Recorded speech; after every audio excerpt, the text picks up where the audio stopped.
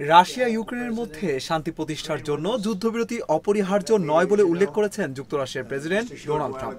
সোমবার স্থানীয় সময় দুপুর 1:15 হোয়াইট হাউসে রাশিয়া ইউক্রেন যুদ্ধ বন্ধের লক্ষ্যে অনুষ্ঠিত বৈঠকে ইউক্রেনের প্রেসিডেন্ট ভলোদিমির জেলেনস্কিকে একথা বলেন তিনি। ব্রিটিশ সংবাদ মাধ্যম বিবিসি জানিয়েছে, এক প্রশ্নের জবাবে ট্রাম্প বলেছেন, অস্থায়ী যুদ্ধবিরতি নয়, প্রয়োজন দীর্ঘমেয়াদী শান্তি চুক্তি। এর অংশ হিসেবে ইউক্রেনের নিরাপত্তার নিশ্চয়তা প্রদানে যুক্তরাষ্ট্র জড়িত থাকবে।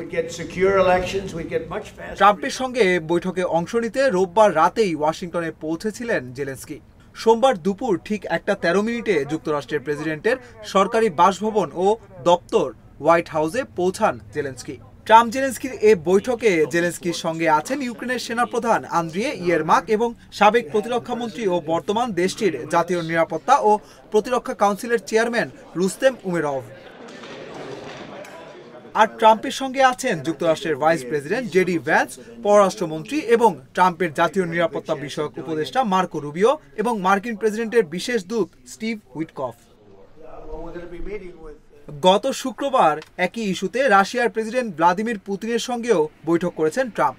রাশিয়ার সীমান্তবর্তী মার্কিন অঙ্গরাজ্য আলাস্কার একটি সেনা ঘাঁটিতে হয়েছিল সেই বৈঠক। এরপর যৌথ সংবাদ সম্মেলনে ট্রাম্প বলেন, প্রেসিডেন্ট পুতিনের সঙ্গে আমার সবসময় দুর্দান্ত সম্পর্ক ছিল। এই বৈঠককে অত্যন্ত ফলপ্রসূ বলে অভিহিত করে ট্রাম্প বলেন, কিছু বিষয় এখনো নির্ধারণ করা বাকি রয়েছে। আরও অগ্রগতির জন্য আমাদের খুব ভালো সম্ভাবনা রয়েছে। এদিকে সংবাদ সম্মেলনে পুতিন বলেন, আমরা আশা করব ইউক্রেনীয়রা এবং ইউরোপীয়রা শান্তি প্রক্রিয়ায় অবাঞ্ছিত বাধা সৃষ্টি করবে না।